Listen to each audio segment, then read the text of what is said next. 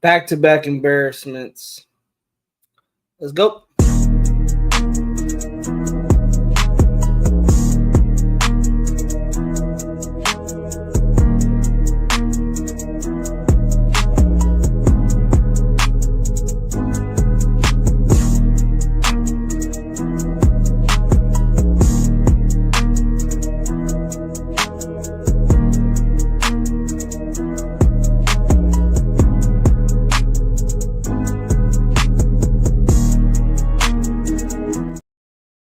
What is up? What is up, nation? I hope you guys are having a good Monday. I know yesterday wasn't the way we wanted it our Sundays to go. It is Hangover Monday, week 3 edition. Hold on. Let me see. Sean Johnson just giving me some intel real quick. I just want to acknowledge the chat real quick, you guys, and then we'll dive right in. CGR's in the building. Like, subscribe, comment, and share, nation. Yes, you guys, we are one subscriber away from 560 subscribers. That will put us 40 away from 600. You guys, share that link around. Hit that like button if you haven't already, and hit that subscribe button if you haven't already. Very appreciative of hitting that subscribe button. Anthony in the building, leader of Grey Dog Gang. We got Sean, Ian, Report Johnson. Salute Primos. Hopefully you got all your notes I sent and whatever you found very frustrating. I just got home, I want to say maybe like 30 minutes, an hour ago. Started watching some film, and right off the bat, I couldn't get through it all, but at the beginning of the game, right off the bat, oh my bro, this line, it just gets worse and worse watching the film. Demokes, Pete said they ain't putting JPJ at center. We cooked. I'm over him. Fire this old ass man. And then it just be rinse and repeat, Demokes. We're gonna have to go through it. We're gonna have to go through the growing pains with Pete Carroll, but we will talk about that presser that you are referring to, because I do have some takes on that presser that happened earlier today. They need to put Pete in the same retirement home where they put Adam Sandler's grandma and Happy Gilmore. Sean Johnson, if your positional coach is putting players in the weakest position to fail, then as an offensive coordinator is throwing his scheme and play calling off, and he can't run exactly what's successful. And Sean, I get what you're saying, but like I said, when I was watching the film, it made sense, but then there's some plays that he called that just didn't make any sense. But there was a play that I seen, and he was sending. I could just show it. I could just show it to you guys. The concept that is being ran here, and that's the thing. It's the route concepts that I don't like when it comes to Chip Kelly so far. Like his play calling, the routes are just. It's a long developing play. It's a long developing play, and that is hurting us when you're considering the line that we have. So the route concept that you're gonna have Trey Tucker and Jacoby. Jacoby's gonna come over the middle, and then Trey's just gonna basically run, or he's gonna run a comebacker. The problem with this, here's what's crazy. You're gonna have 1, 2, 3, 4, 5, 6, 7 guys stay in and block. Now, Washington's going to crowd the line of scrimmage here. I'm only going to show you guys this play because this is tying into what Sean Johnson is saying. And essentially, you're going to just max protect. You're max protect. You got 1, 2, 3, 4, 5, 6, 7 guys coming. So it's a 7 on 6. But the thing is, Bobby Wagner here, he's biting on the run. So he doesn't even come. Where this play falls apart, it's not even starting right here. It's homeboy right here, DJ Glaze. Right off the bat, he's going to lose. Loses his space, loses contain, and just Gino could have done a better job too. He didn't have to step up. I think he felt the pressure was going to swing down. But he didn't have. If he just stepped up right here and just stayed right here, just stayed right in this pot right here, he probably could have got the ball off, but he steps too far up into the pocket. DJ Glaze loses his man, ends up being sacked. The problem I have with this is you're going to have two wide receivers out and a check down. What makes this even more sad is you're having 1, 2, 3, 4, 5, 6, 7 guys to block, and Washington brings 6. You have the numbers advantage and you still lose. You have the numbers advantage and you still lose. They bring 1, 2, 3, 4, 5 guys, maybe 6, but these two are coming in late. It's a 7 versus 5, and we still lose. It's a 7 versus 5, and we still lose.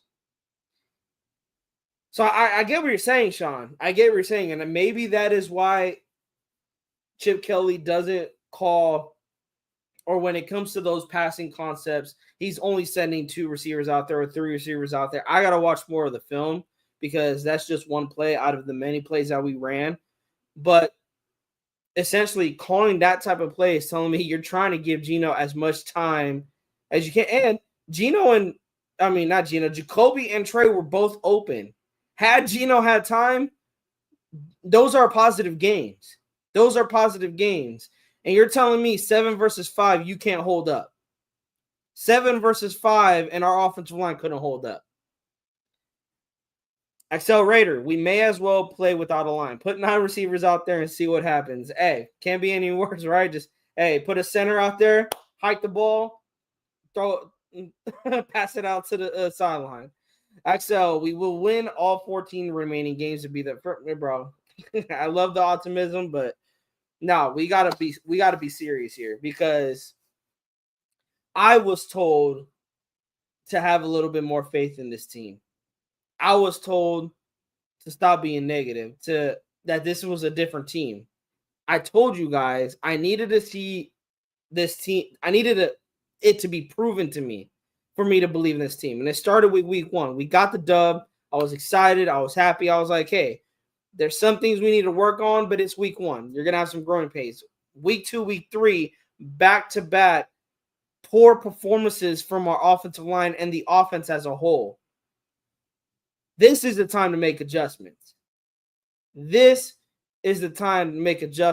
Axel, me either, man. Me either. I've never seen a line play this bad in the NFL. Me either. And what's crazy, it's the same line that we had last year. Now, the line last year didn't play great by any means, but they didn't play like this, where Geno is running for his life as soon as the ball is snapped.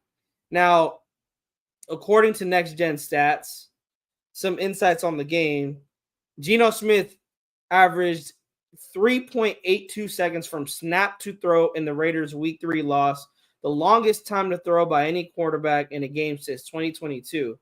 Smith was pressured on 19 of 34 dropbacks, 55.9%, the second highest pressure rate he has faced in a game since 2018, and was sacked 5 times. The Commanders generated 16 of those 19 pressures and 4 sacks with a 4-man rush, blitzing only 5 times on the game. Smith finished 12 of 15 for 215 yards, and all 3 of his touchdowns when kept clean, completing only 7 of 14 passes for 74 yards when pressured. Think about that, you guys. 16 of the 19 pressures that the Commanders got to Geno, they got to him on a 4-man rush. They only blitzed 5 times the entire game. This is crazy to read. The Commanders generated 16 of those 19 pressures and 4 sacks with a 4-man rush. That is crazy. Bobby Wagner generated 5 pressures on 7 pass rushes against the Raiders, sacking Geno Smith twice. Wagner's 5 pressures were the most in a game by any off-ball player this season. and his pressure rate was the highest by any player with at least 5 pass rushes. Wagner generated 3 of his 5 pressures in under 2.5 seconds. And this is with a 4-man rush, you guys. A 4-man rush. A 4-man rush you got. Like, I can't make this up. I'm going to read again. I got to read it because that is so. The Commanders generated 16 of the 19 pressures and 4 of the 5 sacks that they got were by a 4-man rush. Tell me your O-line ain't bad without telling me your offensive line is bad.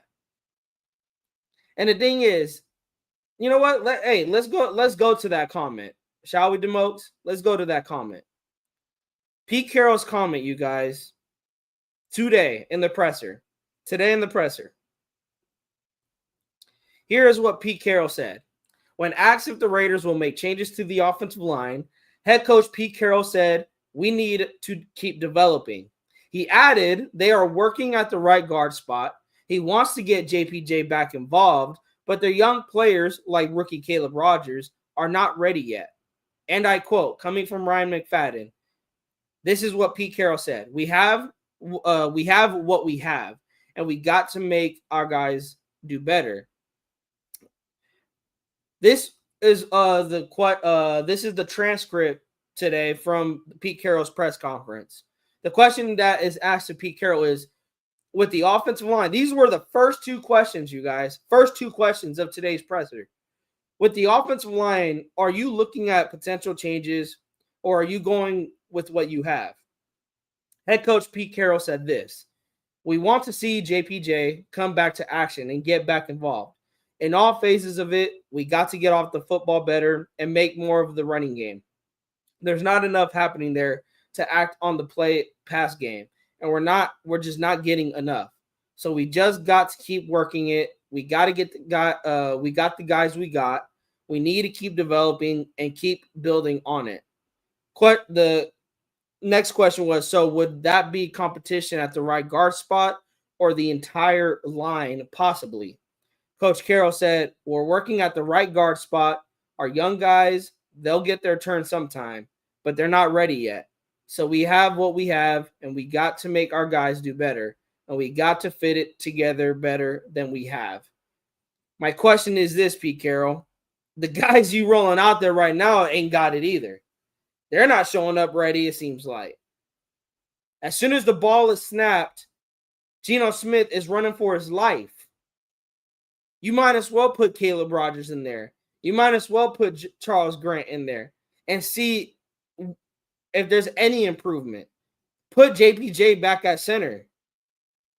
I said it from the beginning. Anyone who's been following my live shows knows when that report came out from Raiders camp, this was at the start of training camp, when that report came out that Jackson Powers-Johnson and Alex Kappa were in a right guard competition, and that Meredith and JPJ were also in a center competition, and essentially Meredith was the favorite to win with the Jackson Powers-Johnson at the right guard spot.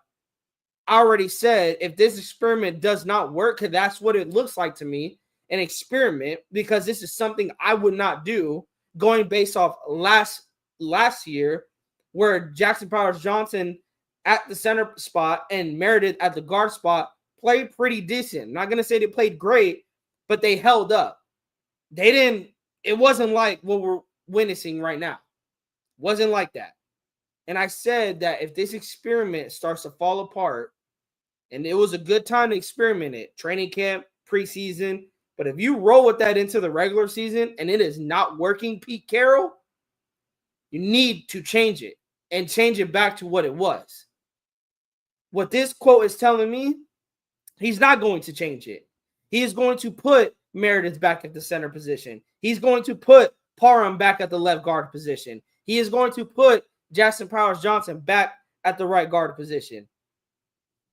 We're going to have the same offensive line that's been struggling going out there against the Bears this upcoming week.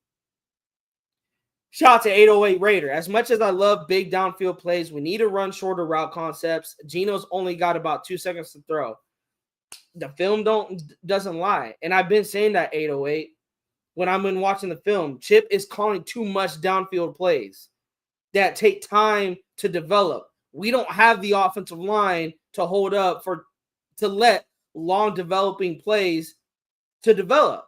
We don't have that. We don't have that line to give Geno time like that.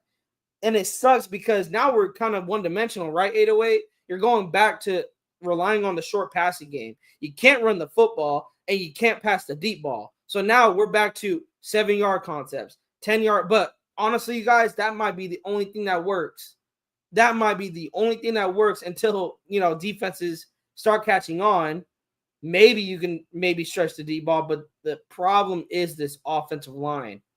It starts up front. And again, I said this at the start of training camp.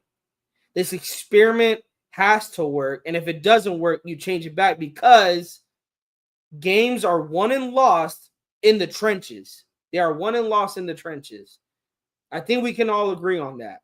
Games are won and lost in the trenches. ASAP. Herbert was pummeled by the Broncos defensive line. He was missing Slater, Becton, and Pippen on his offensive line and still overperformed. He's a top 4 quarterback in the NFL today. ASAP, I'm not going to disagree with you. And I liked Herbert coming out of Oregon. And if he could have came out a year later or a year earlier, I would have said go draft him.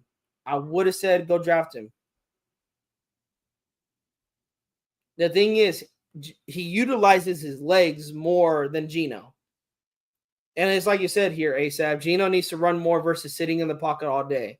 Like I said, in that play alone, he didn't have to step up in the pocket. If anything, he did himself a disservice by stepping up in the pocket. All he had to do was maybe shuffle a little bit, and then boom, you could have hit Trey Tucker. Or you could have hit Jacoby Myers. They were both open.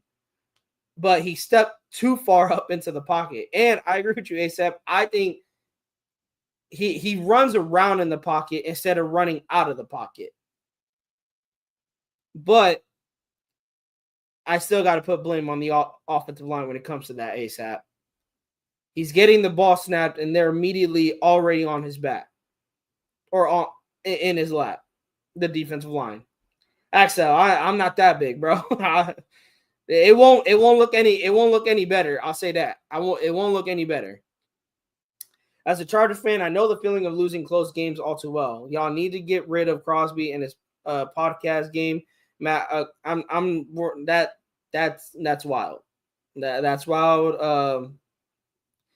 I'm not trading Crosby. Not now. If he demands a trade at the end of the year and it's due because the Raiders had a bad season and he's tired of this shit, we'll talk about that if that happens. But Max Crosby is going to be a lifelong Raider until otherwise. Sean Johnson, it's out of position. It's not the starting 5. It's starting 5 interior playing out of position on the line. Don't they see this? And Sean, that's why when people, because it was funny, people was in the comment section in a video that Pharaoh and Severe posted, and it was me talking about John Spytek and giving John Spytek his flowers, of what he did this offseason. Now, yes, did he address the offensive line the way we wanted him to? No. He signed Alex Kappa to a overpaid deal, 2 years, $11 million, which is very high for a backup guard. That it was rated the worst offensive lineman last year. But what Spytek didn't do, and this is why I don't really give blame to Spytek here, because he also did he or did he not draft 2 offensive linemen? You could say they're developmental pieces, yes. But did he or did he not draft 2 offensive linemen? He did. And you know what Pete Carroll did this Sunday? He put both of those guys inactive. He activated Jackson Bowers-Johnson just to sit him, just to have him sit on the bench and start Alex Kappa anyway. Why would you have JPJ suit up if you're not going to put him in? We're going to blame John Spytek for that? He's not the head coach making decisions like that. At the end of the day, this falls on Pete Carroll. You move a center to right guard that, don't get me wrong, he played guard in college. He can play guard. But where he was known for and what the Raiders drafted him to be was the future center for the Raiders. And then you move Meredith, who's a guard, who's never seen a day in his life as a center. You move him to center, where this is his first starting gig as a center. And then you also start Alex Kappa over Jackson Powers Johnson. And you're like, that's what we're going to roll with. This falls on Pete Carroll. This falls on Pete Carroll. He's the head coach. He's the one making the decisions when it comes to personnel groupings and who's starting on that line. It comes down to Pete Carroll. Is he going to move Jackson Powers Johnson at the center position? No, he said he's not. He wants him to play right guard. And we haven't even talked about Parham out there blocking Ghost. I don't know what you do with Parham. If it was me, you guys, I would put Miller out there. I would sit Parham.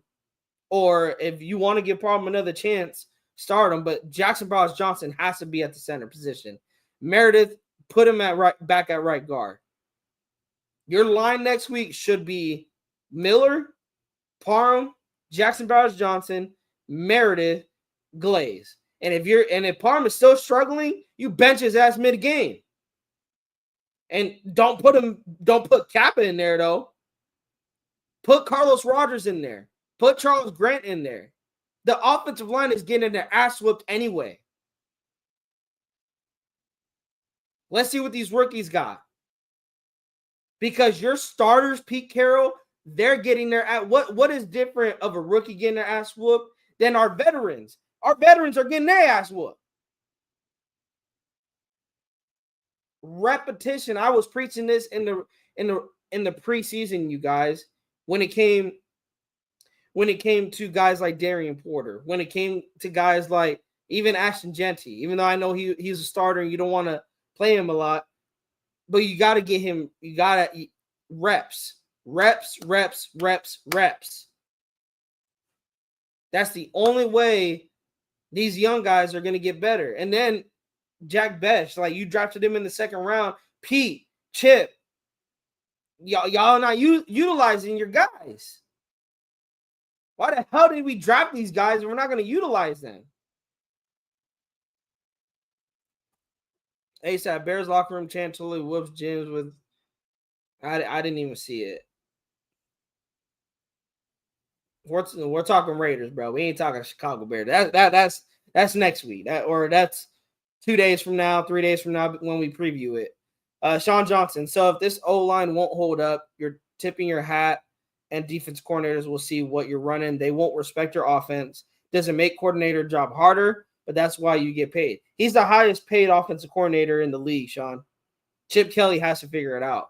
And Pete has to figure it out too, along with his son, Brendan Carroll.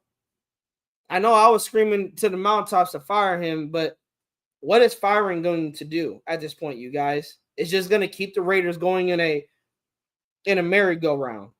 Firing people just to hire new people that are probably going to do the same shit. Start shifting players around. Chip has to like talk to Pete and be like, you need to handle your son, or you need to get Joe Philbin some reins when it comes to the offensive line. This play should not happen, you guys. This play is disgusting to watch. It's disgusting to watch. Right as soon as the ball snapped, Gino's already shaking. Like, look, you got one-on-one coverages. They would have been open had he had more time. Had he had more time, they would have been open. But this is where he could have utilized his legs. Not really, because if he rolls to his right, you got number 3 down here. He could just block that off. Like I said, maybe a little. No, even if he goes right here, he's gonna get tackled by homeboy right here, falling into his legs. It's just bad, man. It's just bad. It's just bad. And I'm trying to find ways to see how can Chip's play calling, how can it work even with this offensive line? It can't. It can't work, you guys. It's not going to work. Anthony, I think this regime doesn't like JPJ. I don't know, Anthony, but I do have that question. What is going on between JPJ and the Raiders organization or the Raiders front office or the Raiders coaching staff? What is going on between them two? Super Omicron. This is a rebuild year. This was a 4-13 team with the new regime, and JPJ is back after a short week. It is concussion thing, and obviously they don't trust him with Chip Kelly's line call. And then that's when I hear you, Super, but if it was a concussion thing, which I do agree with you, I think it wasn't a concussion thing. I think it wasn't ready. My thing is, why have him suit up then? Why have him suit up? Why not have one of your rookies suit up? Carlos Rogers, Charles Grant. Because think about it, Super. They were rolling that offensive line the entire game. They were getting beat from start to finish, and Pete didn't bench one person on that offensive line. He could have put in Carlos Rogers.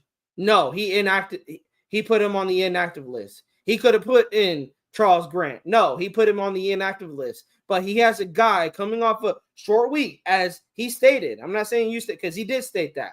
Coming off of short week from concussion protocol, he has him suit up? Does that make any sense whatsoever? Does that make any sense to have JPJ suit up when you're over here concerned about playing him because of a short week and he was in concussion protocol? If that's the case, JPJ, you're inactive. Carlos Rogers, suit up. Charles Grant, suit up. And if they don't trust him, Super, then the thing is JPJ should not be here next season. And I love JPJ. But if he doesn't fit your scheme, he's holding a roster spot. Because they're doing him a disservice also, Super. How is JPJ supposed to learn if he's not going to play center? How is he going to learn if he's not getting any reps at the center position in practice, in game time? They don't trust him with Chip Kelly's line call, but they're not doing anything to help him.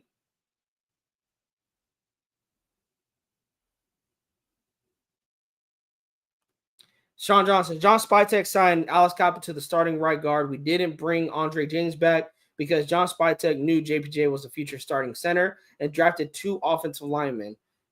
This is on coaching. JPJ should be the center, Meredith at left guard, and Parham at right guard. Obviously, Brennan Carroll sees it differently. Expect the same results next week. It's a redshirt year, guys. You're right. You're right, Super. You're right. And that's the line I would originally do too. I know I had Meredith at right guard, but swap them because Parham is a better right guard than left guard. We just have him sitting on the practice squad. Let's see if I got any more notes, you guys. Give me a sec. Oh yeah, no, hey Sean, I seen that stat in the next gen stats. It's true. Raiders are number 1. I think from snap to throw, and average time to throw, 3.30 seconds. That is a true stat. But it's also with context. Like, there is times Geno is buying himself time because the defensive line's already in his lap.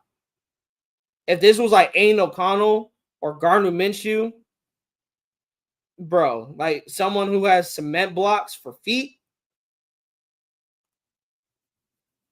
then I don't think it would be 3.30 seconds.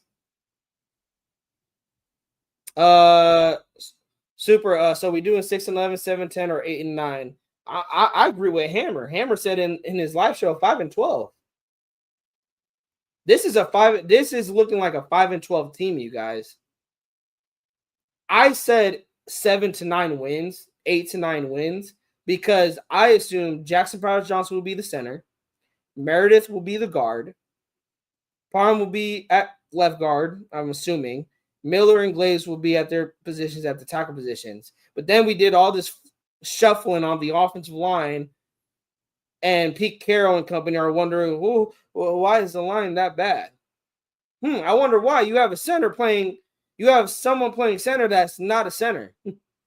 You have someone playing guard, even though he can play guard, but he's way better at center than he is guard.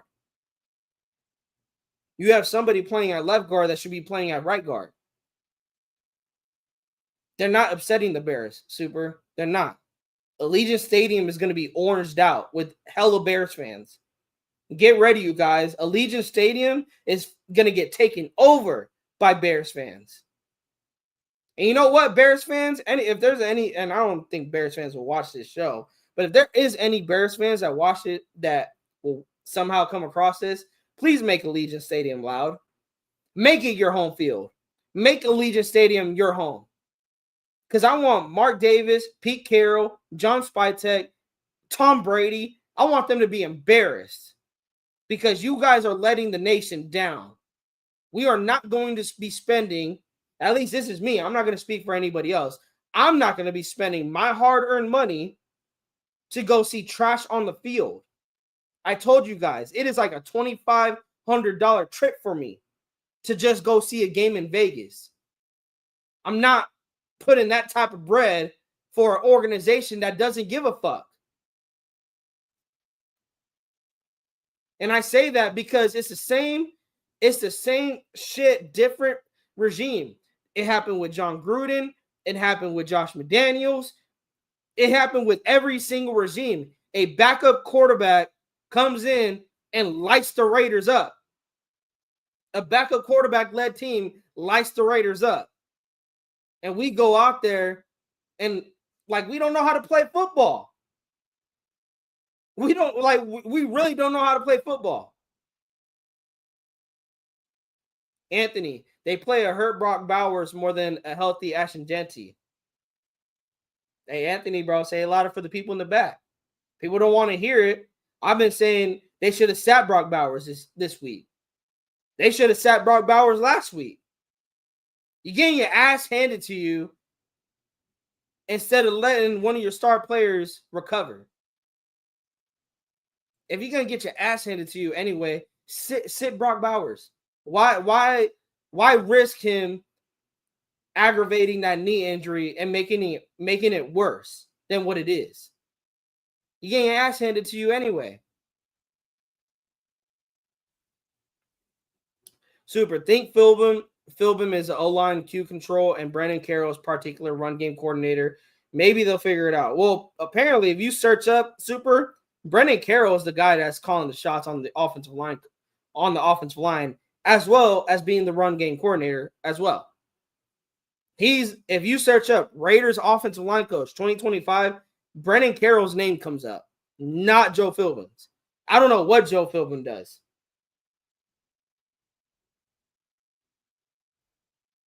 Yo, Brandon Carroll, fix that line, bro. Fix that line. I don't know what you got going on, Brent. I don't know. I know Las Vegas, they got some dispensaries out there. You know, weed is legal out there. Trust me, bro. When you start puffing, I get it. You be coming up with some ideas that, hey, they look like smart ideas at the time. But, bro, JPJ at guard and Meredith at center ain't the move, Brandon. I'm telling you, that is not the move, my guy. That is not the move. I know, bro. I know, that Las Vegas, stash is pretty good out there. It's not better than California, I will say that. But, bro, you need to put the pipe down a bit.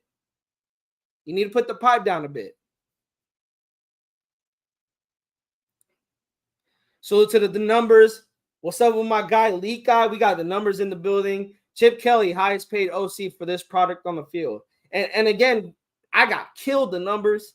I got killed for not believing in this Chip Kelly offense. And I drank the Kool-Aid. I drank the Kool-Aid because of what I was seeing in preseason, what I was hearing in camp.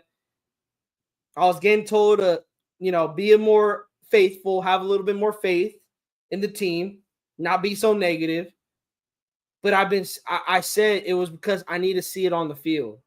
I need to see it come week 1, come week 2, come week 3. I need to see come regular season. I need to see, is it all hype or is it actually the deal? And right now, you guys, it's looking like it was all hype. It's looking like the Chip Kelly offense, all hype. This defense, all hype. Hey, I drank that Kool-Aid too with the defense. This entire team, all hype. Anthony, this is a 1-16 team. I mean, bro, if you lose against the Titans, if you lose against the Jaguars, then if you lose against the Giants, yeah, you deserve to be a 1-16 team. Oh, SoCal Slime, man. They are. They are. I hate that you guys are 3-0 because that was the worst thing that could have happened, not just for the Raiders, but for the entire division. Denver, Kansas City. It's gonna be hard to catch up to unless SoCal y'all Charger it in Charger fashion, and somehow y'all blow the 3-0 lead that you have on the Chiefs, Raiders, and the Broncos. I could see the Chargers winning the division just because of the fast start that they're on. But then again, SoCal, the Chargers are the Chargers. And when are they going to charger it up? When y'all going to charger it up? The Bears fans. Primos, we always watch you. The entire city of Chicago tunes in when you go like, hey, I appreciate it, Bears fans. Hey, congrats on the win against the Cowboys. But when you guys come to Allegiant, hopefully we surprise the Bears. Leak Eye. So many of our fans worry about why opposing teams fill up our stadium than putting a winning product out there. Bro, Leak Eye, talk that shit, bro. Bro, I get criticized for saying I'm not going to go to a game. I see some fans, they'll go to the game, they'll go out there, and it'll be opposing fans filling up the stadium, and they're like, man, this is embarrassing. Raider Nation, where you at? This and that. I'm like, bro, we just got our ass handed to us by Marcus Mariota and the Commanders. Like, we made the Commanders look better without Jaden Daniels.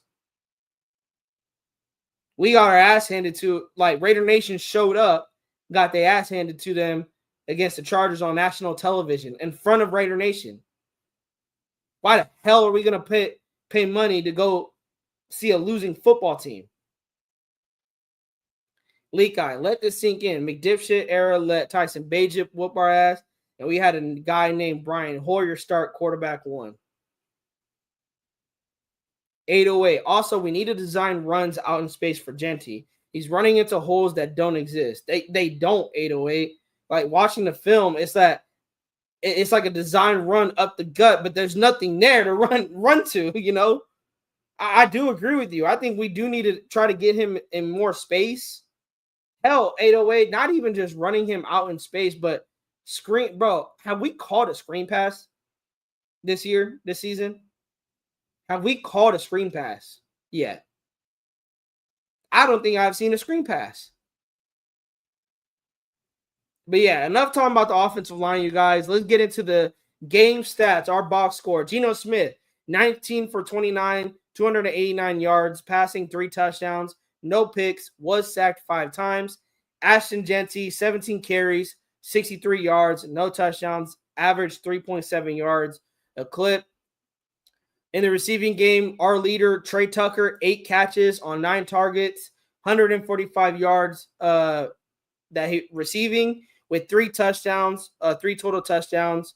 Our leading defender, Max Crosby, 7 total tackles, 4 solo, 1 sack, 2 tackles for losses, 2 quarterback hits.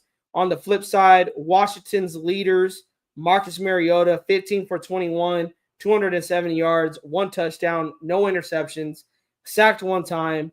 Jeremy McNichols, he is their third string I heard Graff said he is their third string running back, and he's not lying. He is not lying. Let me see. He was like their third string running back. Yeah, he's their third string running back. And we made this guy look like freaking baby beast mode. 4 carries, 78 yards, 1 touchdown. Had that long 60-yard touchdown. That was disgusting. It was absolutely. Let's see if we can find that play. Shall we? Let's see if we can find that play. That was in the third quarter, right?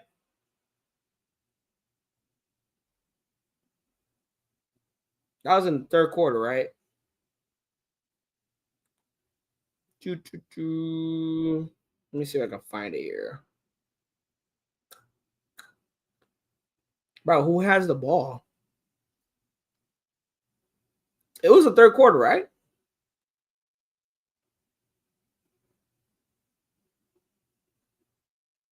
Was it the third quarter or the second quarter? There was a punt. There was a punt for the touchdown. Oh, yeah. It was second quarter. Let's watch it together. All these missed tackles, bro. So, yeah, defense isn't going to get. They're not going to get a pass. Definitely not going to get a pass. And at first, I was like, man, they got the first down. Like right here, I'm like, damn, they got the first down. You're telling me there's 3 bodies on homeboy right now. Let's look from the end zone view. Let's see who's missing these tackles. Let's see. We got. Hey, you can say Butler missed a tackle. Booker misses a tackle. Who's that? Who is that? That's Chin. Chin missing a tackle. Landon Roberts missing a tackle. Devin White missing a tackle. Bro, you got Adam Butler and Devin White. Adam Butler's trying to be a supporter and push Devin White into McNichols.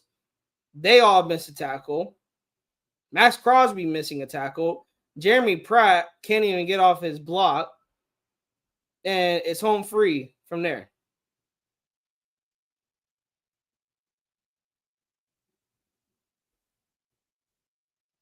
Let's see. Let's count these missed tackles.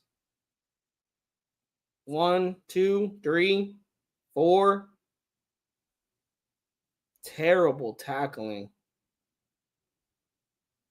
Like, my thing, terrible tackling in pursuit.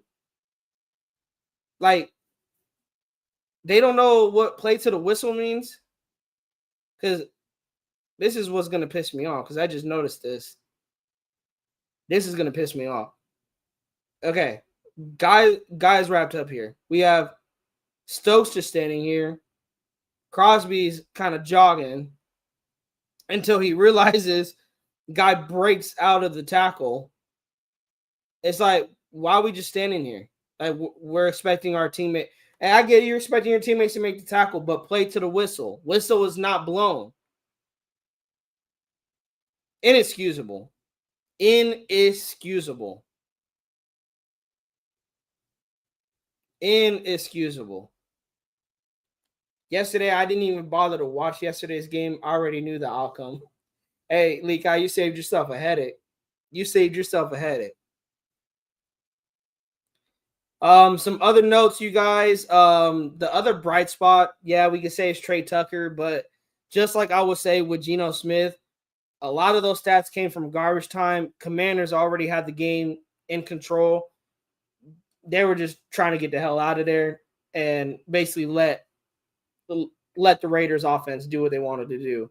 But Trey Tucker, he lined up against off coverage over 5 yards of cushion on 23 of 33 routes in week 3. He catching all 8 of his targets against such coverage for 145 yards and 3 touchdowns. He became only the 3rd receiver since 2019 with 3 receiving touchdowns against off coverage. Tucker gained 128 of his yards and scored every one of his touchdowns on an in-breaking route, averaging 4.6 yards of separation from the nearest defender on his in breaks. So yeah, I mean, Trey, he put up numbers. I'm gonna give him his I want to give him his flowers. He balled out, he broke out, but a lot of those stats came from garbage time. But hey, Trey Tucker still balled out. Geno, you can say he balled out, but like I said, a lot of those stats, including with Trey Tucker, a lot of those stats came when the game was already out of reach.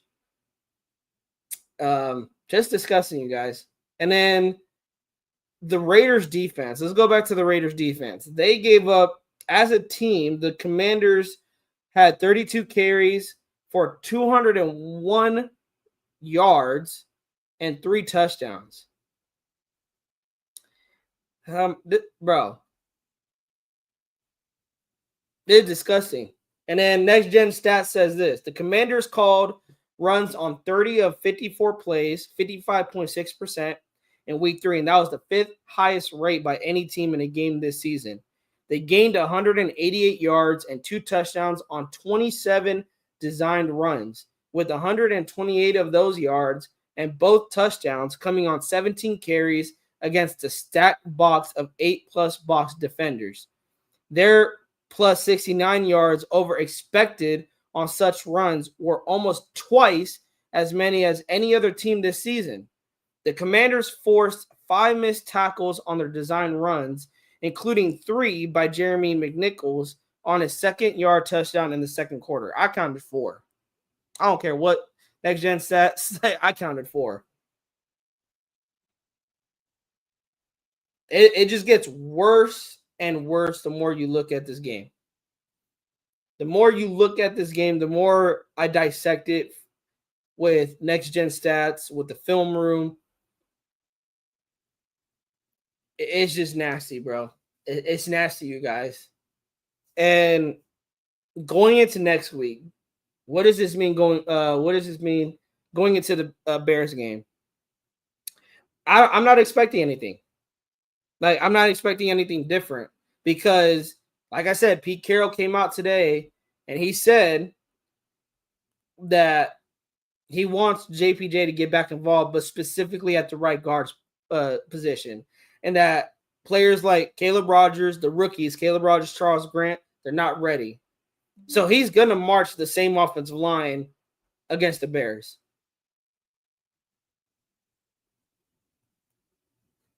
Vinny B even tweeted it out. Aside from getting Jackson Powers Johnson back at right guard, the Raiders don't appear to be making any changes to the offensive line.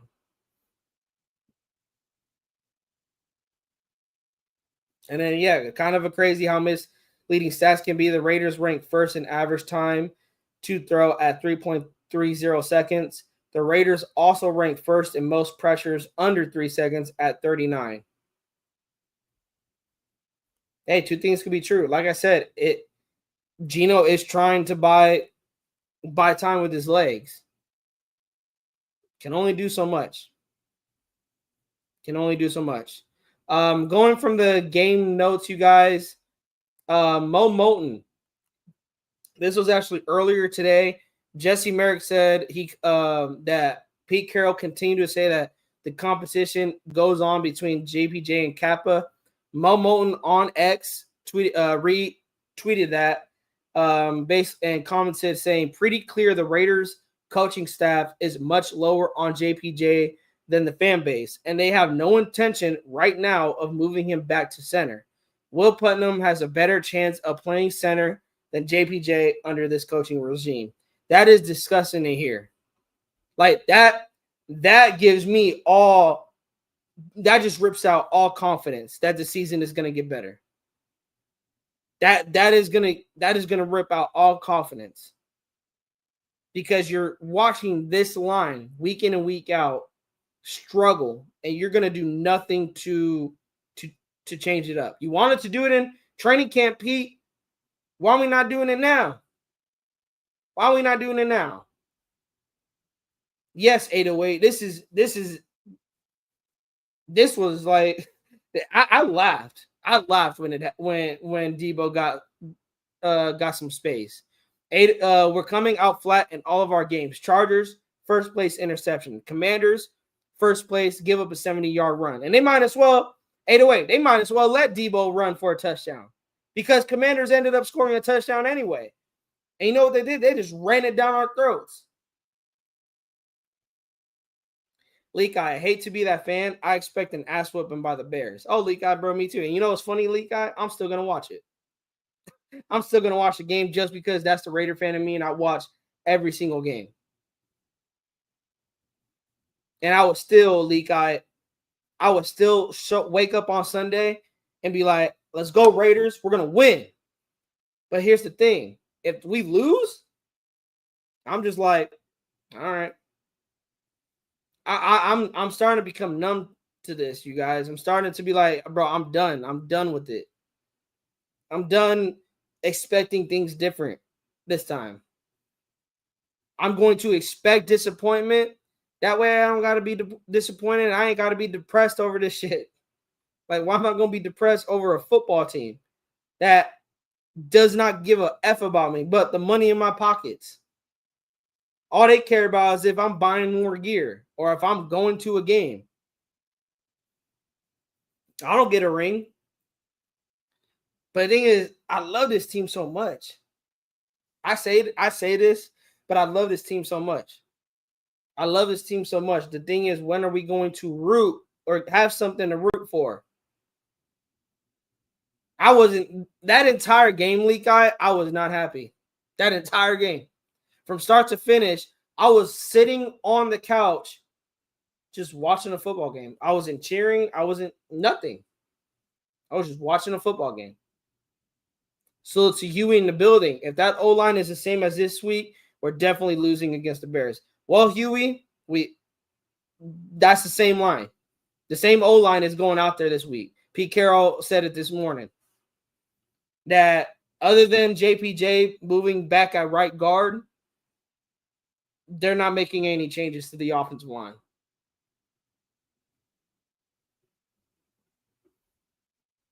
Hey, you ain't lying, Leak Eye. And those guys hit hard, too. Those guys hit hard. I don't know.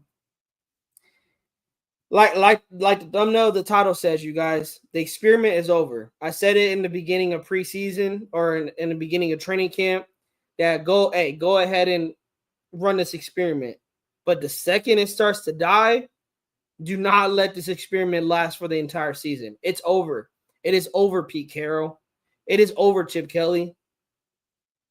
It is over, Brendan Carroll. The experiment is over.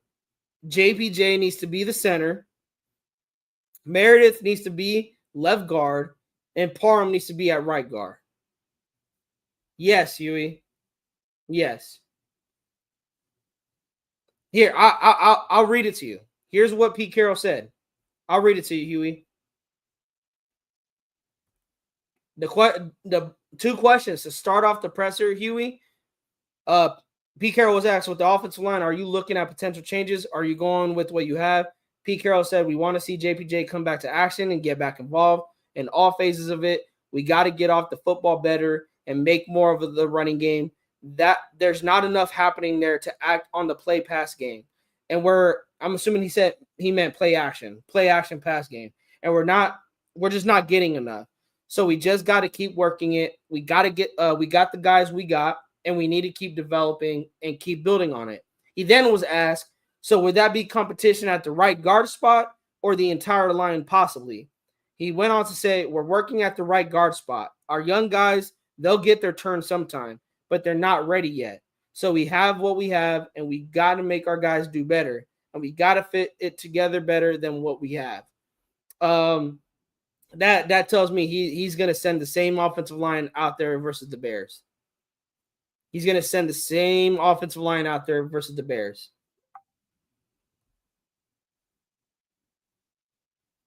Chronicles, I've been watching this game for 52 years. Every team every year doesn't know what they are until week 5. Hey, like I said, Chronicles, they still have a chance to fix it. It's only week 3, 1 and 2. My thing is, though, Chronicles, if they don't fix that offensive line, I'm expecting the same result. Gino's going to be running for his life. Genty isn't going to have any holes to run through. is going to be the same shit, different week. Unless they change it in week 5 against Indianapolis. Huey, Philbin needs to take over that O-line and get them into shape. They didn't play bad last year. They didn't play great, but they didn't play like this. They didn't play like this. 808, I've been pounding the table for Lincoln Kennedy as an O-line coach. He basically said on the show that we wouldn't because players today are too soft. He basically said that he wouldn't because hey, he ain't lying. Being Link would be dope if he is interested. Hey, but he ain't lying. He ain't lying. Alec M. Raiders need to work out more O-lineman, guardsman ass. The thing is, Alec, John Spytek drafted 2 linemen this year. You had JPJ sitting on the sideline. For what? I don't understand it. Huey P, only common thread is the Carroll switching around the O-line, but now his son takes over and they're playing like ass. The thing is, Huey, that I never will understand that, especially at the beginning of training camp, him switching the line around. I don't understand what his thinking was. I don't. And I still don't understand it because they're playing horribly. They're playing horribly. But shout out to Tristan Kuhn on X. This is coming from him on X. This is our in 2024. While at right guard / left guard, Jordan Meredith averaged 4.42 yards per lead block. JPJ averaged 4.28 yards in his time at center. This year, JPJ is averaging 3.75 at right guard and Jordan Meredith 2.17 at center. I'm telling you guys, if that doesn't show you that Pete Carroll shuffling this offensive line, having them play out of position, he has to put them back to the positions that they were playing last year. I'm not saying that will fix the entire problem. We'll probably still have some growing pains, but I think we will see a big improvement from what we've been seeing.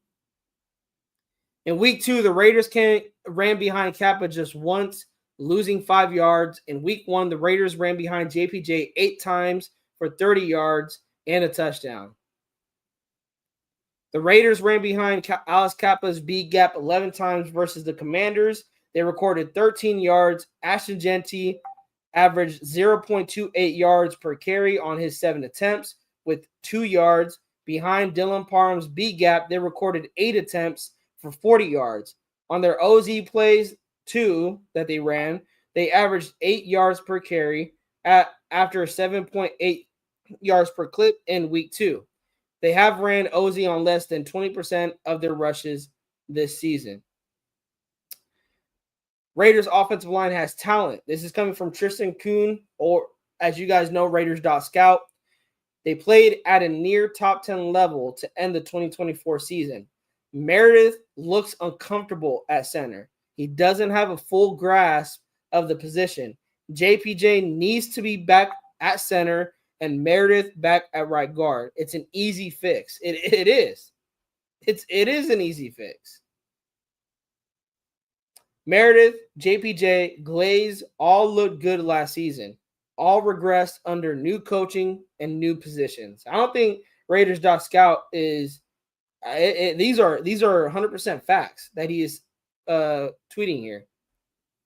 In week 2, the Chargers checked in with the 16th fastest sack that week, and in week 1, the Patriots held the 11th and 19th fastest sacks that week.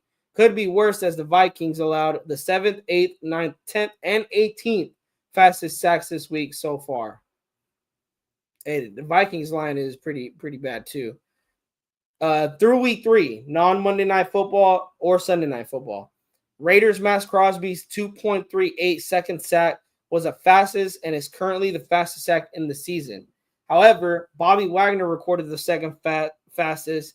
Commanders also checked in on week 3 with the 12th, 14th, and 16th fastest sack of the week. Commanders running back Jeremy McNichols, 60-yard rushing touchdown is currently third in the NFL season and yards over expected, 57. Raiders' Ashton Jeanty is currently 13th this week with a 15 yards over expected rush on his 16-yard rush. Tristan Kuhn, more tweets here. He said Geno Smith is on pace to be sacked 68 times. Not going to get it done, you guys. That is not going to win you football games. Well, Trey Tucker is finally coming into form, has developed well for the Raiders. That $140 million in cap space better go to good use. And he's talking about next season in 2026. I agree with him. We better be aggressors when it comes to addressing that offensive line. Ryan McFadden on X tweeted out that the Raiders running back Ashton Jeanty was hit at or behind the line of scrimmage on 11 of his 17 rushes versus Washington. Jeanty has now been hit at or behind the line on 57% of his rush attempts this season. That's too high, you guys. And people call him a bust. People want to call him a bust, but they don't want to read stats like that or go to the film. Ryan McFadden also tweeted out, Raiders entered Sunday allowing 3.2 yards per rush, the fourth fewest in the league.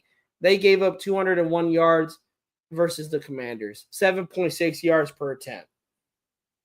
The Commanders have their way.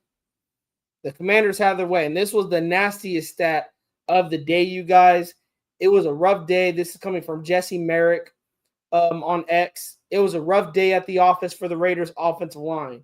28 pressures allowed, 15 hurries, 5 unblocked pressures, and 5 sacks versus Washington. Talk about letting your boy down in Geno Smith. Last one of the day, also coming from Jesse Merrick. Pete Carroll said that JPJ was available to play, but they felt on a short week they'd give Kappa another shot to keep the continuity. He admitted that didn't work. He continued to say the competition goes on between JPJ and Kappa, and that's when we got the Mo Moton tweet. Levi Edwards. Pete Carroll said, if you give up big plays, you're no good. We were no good today. The Raiders surrendered 400 yards of offense and over 200 yards in special teams to the Washington Commanders. Ugly game all around, you guys. Ugly game all around. Ugly game. And like I said, you guys, I don't know how do you make this better? I mean, I know how I would make it better. I'll put JPJ back at center. I'll put Meredith at the left guard spot. I put Parham at the right guard spot. You roll out versus the Bears with that. Leakai, Spytech thought this was a good idea to sign Kappa to a 2-year deal. I don't know who told him that was a good idea. I didn't like it. I felt like I had to like it because he was a Raider. I didn't like it when we signed him, especially when I seen the deal. I was like, is this guy going to start? Why would we want this guy to start when we have Meredith at guard? Alec M. Meredith never started center before. Make it make sense. Hey, they know better than us, Alec. They're the ones getting paid. That's the thing. They're the ones getting paid making decisions like that. UEP, that says a lot, Oos, to go get Kappa when Laramie Tunsil and Mekhi Becton we could have gotten. Could have, should have, would have. The thing is, he did draft it two linemen in the draft. Could have got them. Huey, you are right. But for whatever reason, they had a confidence in going with what they had. And I was under the impression that JPJ was going to be our center, Meredith and Parham were going to handle the guard spots. So far, that has not happened this year. ASAP, that Baker Raider chick and her man has got my respect because the locals live streaming themselves during games. You can see their face reaction switch up from anxious to being disappointed, though. They rep proudly. Hey, Raider Nation rests proudly. They rep proudly. Alec M. They do. They do. Leakai, Malata, Pano, Sewell, or Fuaga would make my life so easier as a fan. Just saying.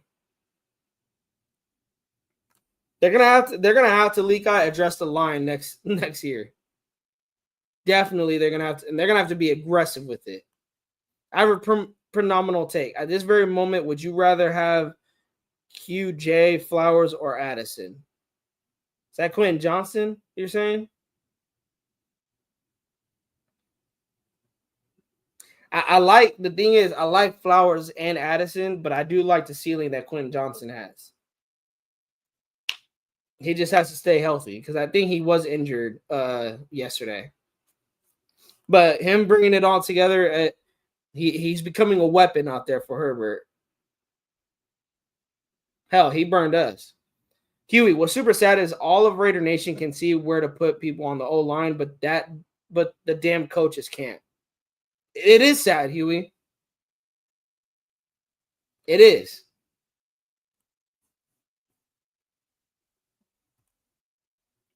Raiders players left their game back at the hotel check-in. Bro, they left their game back in Las Vegas, man. Bro, Alec, I counted 4 or 5 missed tackles. Next Gen Stats said that there was 3 tackles that were broken. I counted 4.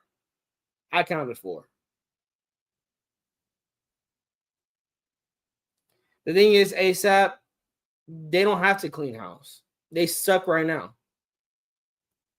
That's the thing, bro. They don't have to clean house. They suck right now. And I don't have hope.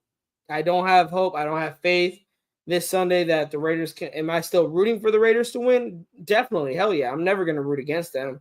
Do I believe that they can beat the Bears on Sunday? No, I don't. I don't think they can beat the Bears. Especially because of what we heard this morning with Pete Carroll. Especially what we heard from this morning, that Pete Carroll is going to roll out the same offensive line that we seen yesterday. He's going to roll that out on Sunday and expect a different result. It's crazy. Shout out to my man Van City in the building. This team is buns. It is. And you know what? We're going to end it there. We're over an hour. I don't want to kill this game too much. I want to watch some film. Get ready for the Bears. Preview that probably Wednesday or Thursday. Sorry that I didn't preview the Commanders, you guys. I got really busy with work. Really couldn't fit in a time to go live with the Commanders preview, and also I wasn't prepared. I'm keep it honest with y'all. I knew Marcus Mariota was playing, but in regards to like rankings, how was their run game, how was their pass game, how was their defense, I wanted to bring that all to you guys, and I didn't really have time to really go deep dive into the Commanders. But it is what it is, you guys. It is what it is. 1-2. Season's not over. Genty is not a bust, because I do see people still saying that. Genty is not a bust.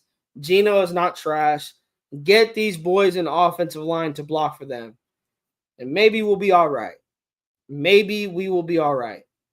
I'll see you guys in the next live show to preview Raiders hosting the Bears. It's probably going to feel like the Bears are hosting the Raiders. I do expect Allegiant Stadium to be oranged out. I don't think any Raider fans are going to be showing up. Maybe some. You got the diehards that got to show up there. I know if I was a Raider fan, I wouldn't be showing up. If I had the option, I wouldn't be paying hella money to go see a team play like total ass cheeks. I wouldn't. Well, with that, you guys, thank you guys for your support. Thank you guys for pulling up. You guys, we are 40 subscribers away, 40 or 41 subscribers away from 600. So please hit that subscribe button if you haven't already. Costs you nothing. Also, hit the like button on the way out.